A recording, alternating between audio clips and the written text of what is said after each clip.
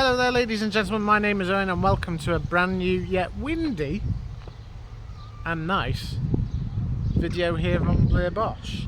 It's been a couple of weeks now since the Insignia has left us and I have a new car. Now I've been listening to you guys in relation to what I should get as my next car, and as I've mentioned to you a couple of times beforehand, I've had a bad back for a while. You know, I keep constantly being in pain over my back from month to month. Sometimes it's bearable, sometimes it isn't, sometimes I don't have the problem at all. So I was looking for something that was higher up as opposed to something that was low down like the Insignia. And if you guys have had an Insignia or are looking into getting into a Insignia Grand Sport, I'm not trying to say they're bad cars, but they're quite low down to the floor and there's hardly that much adjustment to make them comfortable if you're a taller person before you start hitting the ceiling. Good car, I mean, I had it for 3 and a bit years, I absolutely loved it and I did not want to get rid of it. I didn't want to lose it when I did. And I was even more so gobsmacked that you couldn't get parts for it. Let me just explain quickly and recap to why the Insignia's gone. A couple of weeks ago, I was driving to work. For a while before then, I've been noticing the clutch has been vibrating, trying to pull away. I had the clutch done 2 years ago, so I was thinking, well, it can't be that, it must be something else, maybe age related, and I just got on with it. Drove the car, never slipped, the bike was always there, never had any issues changing gear or getting out of gear at all, and I lost the slave cylinder. The slave cylinder burst and I could smell brake fluid, so could the garages I took it to, and it was the slave cylinder and it's likely caused contamination to the clutch. Many people were saying, well, I could just change the slave cylinder and that'd be it. But I couldn't risk it, because as soon as I do that and I put everything back together, or they've done everything and put it back together, I can't work on it.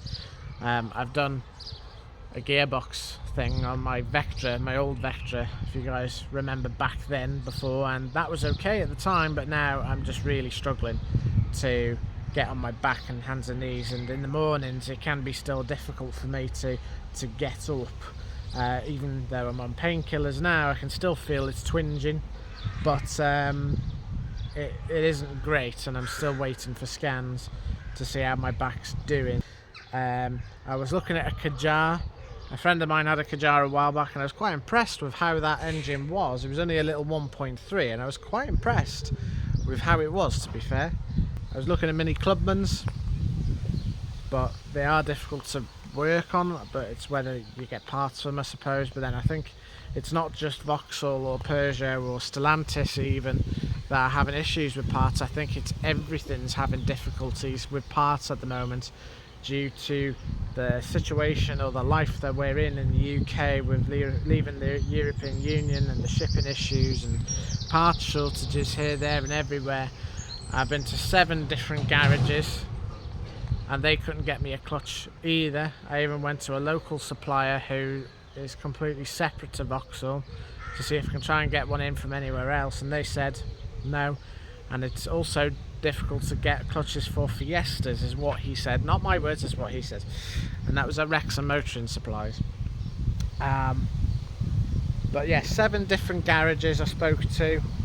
The garage that I took the car local to in Ellesmere even said suspension components for many cars at the moment, there are cars that are just waiting on backlogged stock.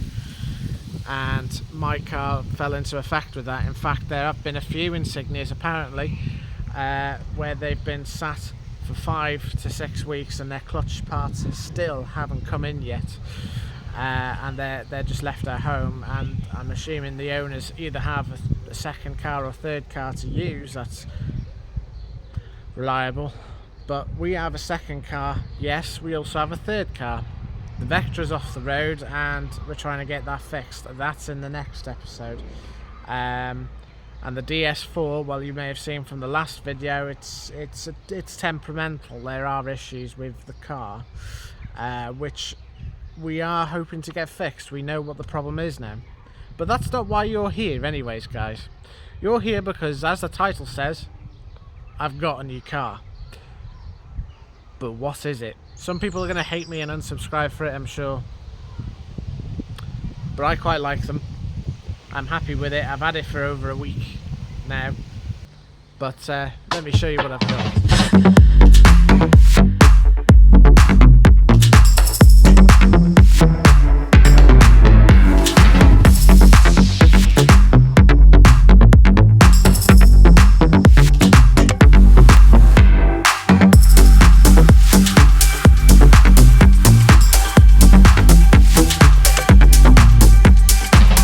Yes guys, I've bought myself a Vauxhall Grandland X.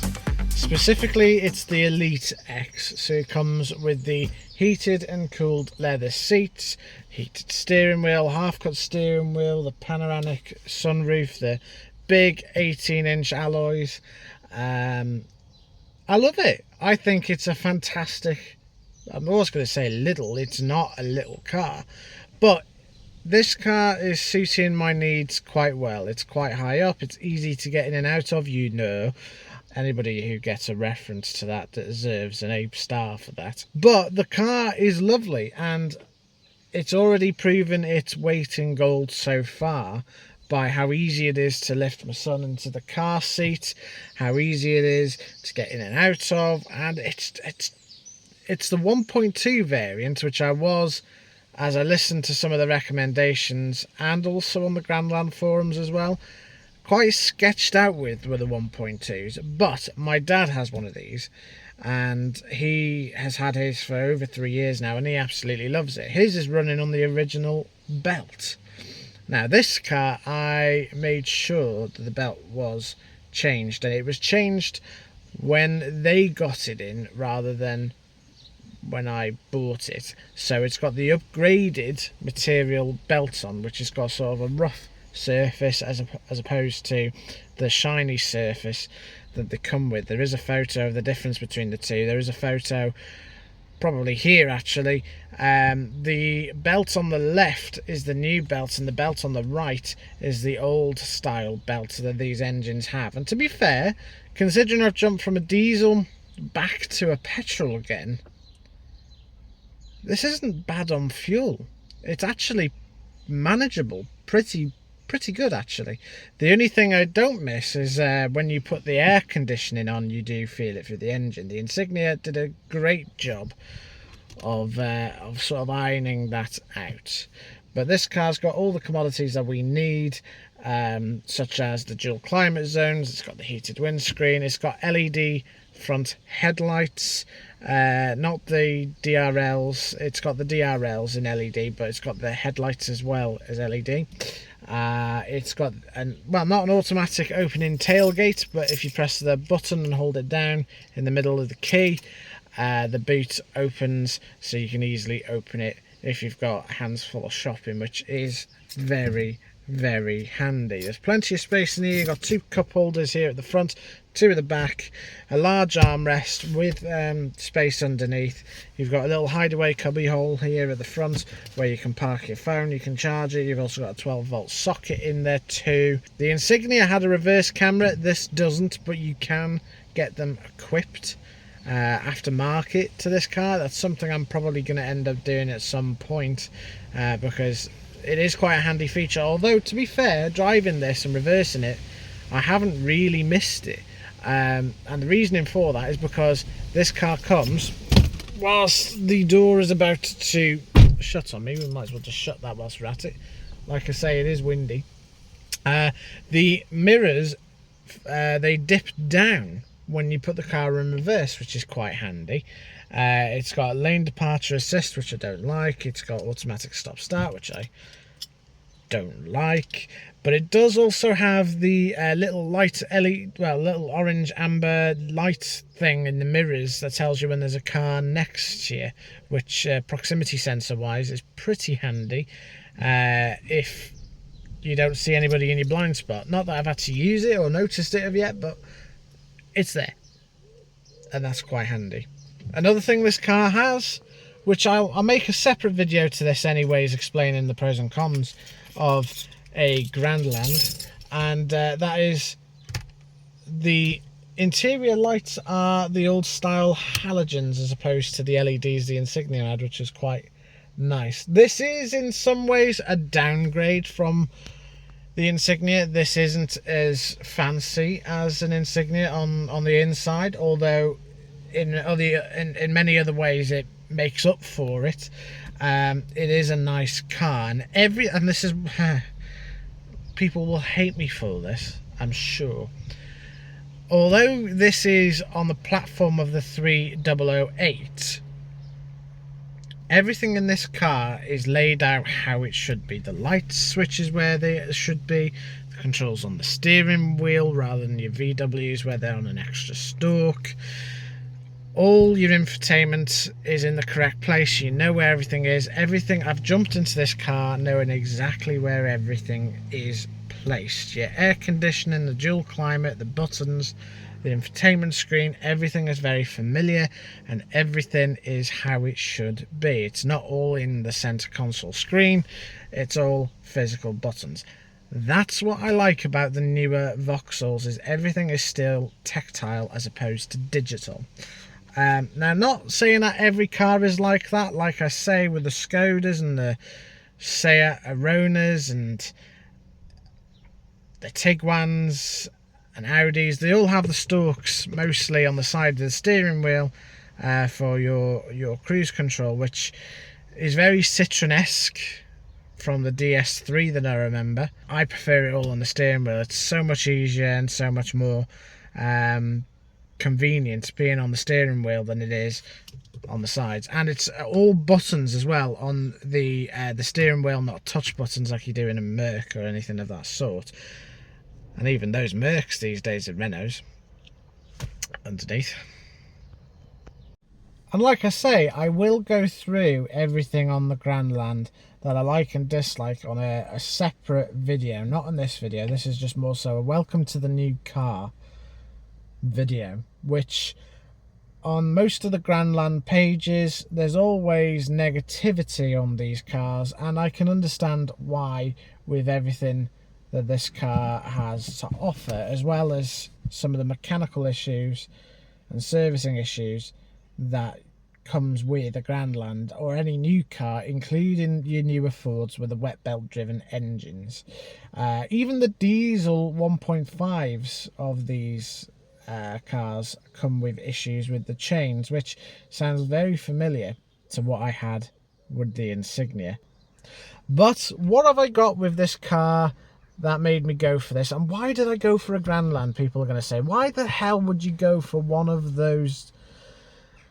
I imagine loads of people call them turds in a polite fashion. Well, other than the reason of it being taller, comfortable, and I would say also good as a decent family car, the reason why I went for this is because, well, there wasn't many places that would take on a broken Insignia as a Part X, and not for a decent price either. I mentioned in my last video on the Insignia that I was getting 8, maybe 7.5 grand out of the Insignia. I probably didn't explain it properly. What I thought I was getting was maybe 8 to 7.5 grand out of my car, was probably how much it was worth if it was not broken. But I think what I got out of the car in the end was about maybe 5 to 6 grand, I'd like to say. Plus they deducted 2 grand off that because it was broken in the parts, and obviously waiting for the clutch, it'd be a 2 grand job. So realistically, I think I got 3.5, maybe 4 grand out of the Insignia, which is a massive hit to me. But that being said, this car last year was up for 17 grand. This year it was up for £13,000. So I opted for this because it comes with everything, and at the time at the dealer they were offering a free 12-month warranty with all cars, as well as 2 years free servicing with every car older than, I think, 2016 is, I think, what it is. under a certain mileage, of course. So I opted for this because this fell into the category of the mileage and the price and the year. So this car has 2 years free servicing and a 12-month warranty. I've paid 2 years extra warranty, which cost me an extra 700 quid admittedly, but that goes on to the finance, which I've had to refinance full, which I'm going to try and get. I'm going to try and pay it off early and try and save up as much money as I can to pay off chunks for this car, because it is owing me quite a bit. So I know that all my issues that I was worrying about with this car are covered, and I think I got a good deal out of it. So in total, minus the negative equity I owed on the car, I think this car came to about 16 grand in total. But this was why I thought, well, I didn't have time to wait to get the clutch done on the Insignia. We've got one car that works just. So it was imperative that we needed another car as soon as. And yeah, okay, I may have jumped the gun quickly and I got this car. But do I regret it? I don't. I don't regret it, because in today's circumstance with cars and parts, it's such a minefield. It's so difficult, and so many people in the last video that I made on the Insignia agreed with me. It's, you know, parts at the moment for chains, people are waiting months for their cars to be fixed. And if you remember, during COVID, I had to wait 8 weeks for them to do the chain, which wasn't so bad at the time, considering I was furloughed anyway. But I still had to use my old little plucky Corsa to get me about, and I don't have my old plucky Corsa as a backup car. So this is where I'm going. So I've got this car, and I'm now more determined to try and get the Vectra fixed. So I'm doing some welding soon with a friend of mine who you may have seen in a previous video, and we're going to try and get it done. And then I have at least a backup car if I was to ever need it. The problem is it's too late when I needed it. So it's just had 4 brand new Goodyear tyres put onto it when I got the car. It is in a very nice metallic black, which, even though I've already cleaned it once and this week of having it, it will probably need cleaning again, but that's the problem you have with a black car. But I like it. The plates will be going on soon. I'm just waiting for my 14-day cancellation to expire before I do that, in case I find any issues with the car that I really don't like and I end up giving it back. Although, to be quite honest with you, I don't think I will be, because, well, I can't, but secondly, I do like this car. It does drive really nicely, it's very handy, my partner loves it, my boy loves it. What more could you ask for? I mean, at the end of the day, to me, this is a car. My project car is sat in the unit over there. So let's have a little look under the engine bay anyways. So typical French style, unlike the Insignia, even though these come from Germany apparently. The latch is on this side. So the Grandland is not built in the Spanish factory, nor is it built in France, apart from obviously everything's copied from France. These are built in Germany, but there is the plucky, sometimes problematic with people, 1.2 engine. There is no bonnet struts with this either, so you have to use the old-fashioned peg to hold it there. But this is what I mean. So to check a wet belt, you open the oil cap, and inside there you can take a slight glimpse of the belt, and it's got a rough texture as opposed to a smooth edge belt.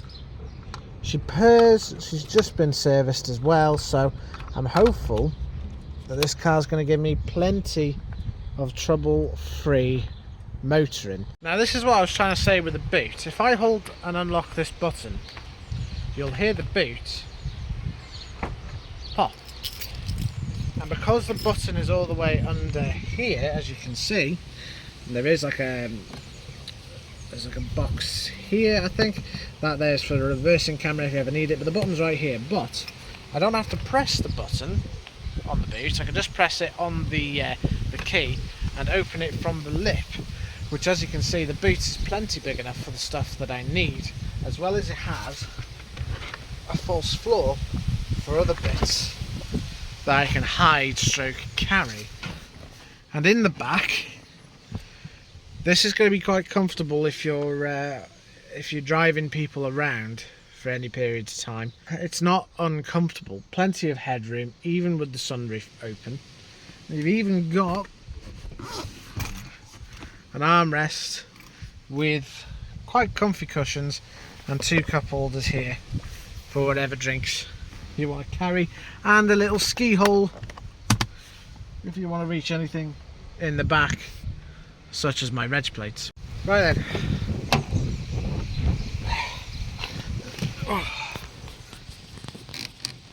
Let's go for a drive.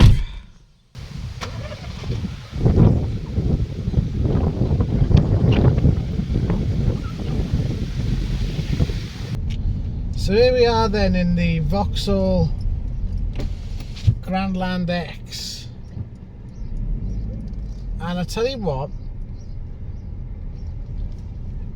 big car, yes, not as long,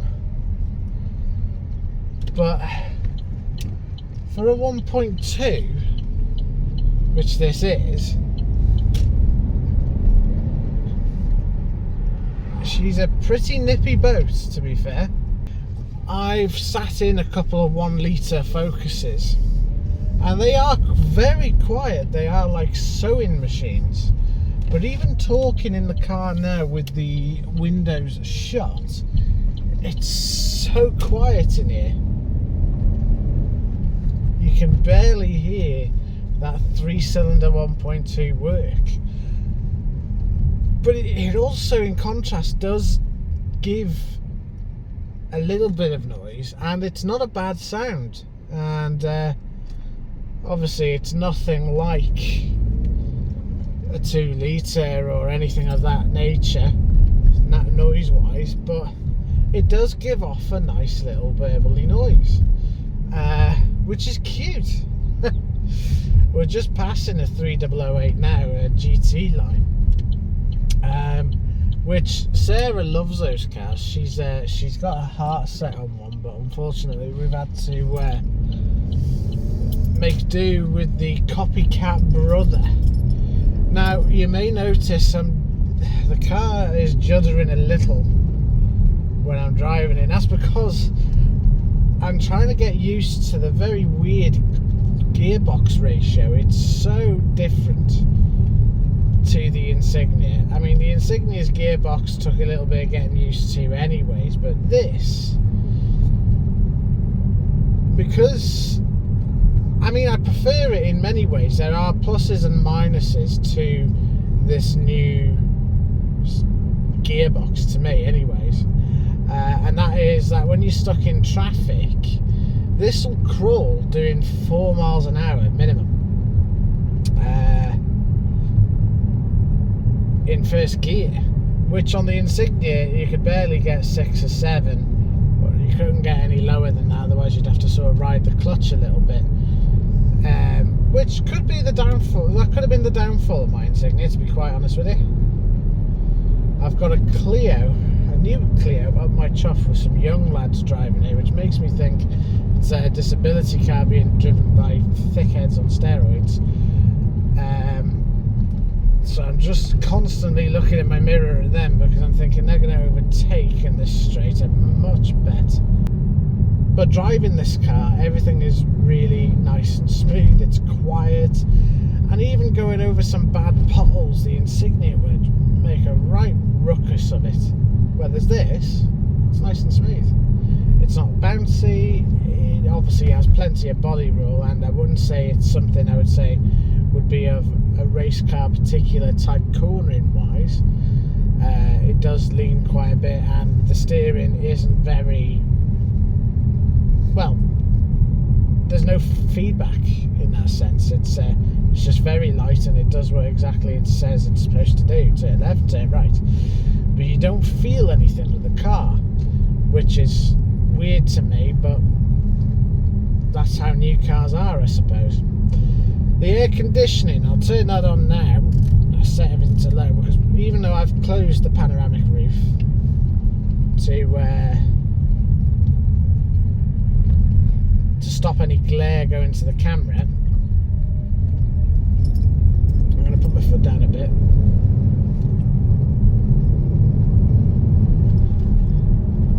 I'm already in fourth, making my way up to fifth.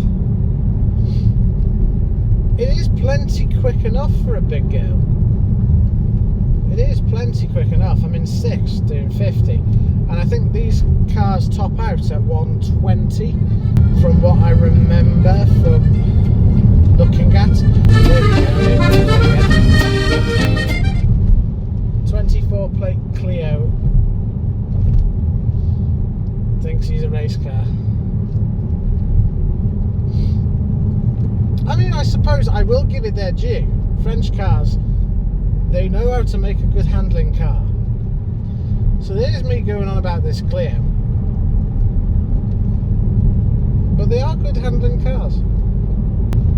And fuel economy wise, I mean, I'm just at half a tank now, and when I filled it up, it said I had a range of about 500 mile, maybe 450, thereabouts.